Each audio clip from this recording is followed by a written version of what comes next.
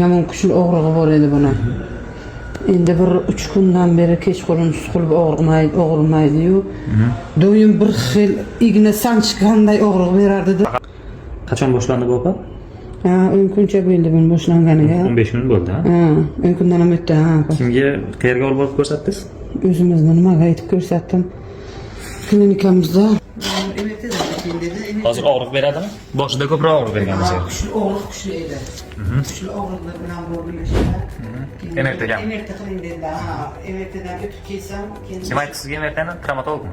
yo'q, o'zimizni klinikadagi nimada vrach aytdi. Keyin bordik. MRTdan o'tganingizdan keyinchi?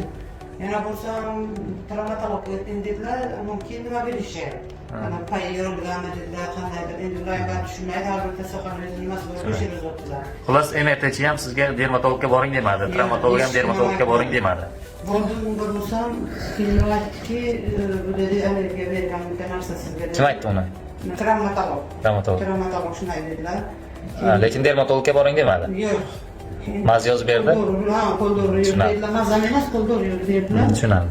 Shunaqa holatlar bo'lgan paytda iltimos sizlardan hurmatli doktorlar dermatologdan ham maslahat olishni bemorga tavsiya qilinglar. Rahmat, salomat bo'ling.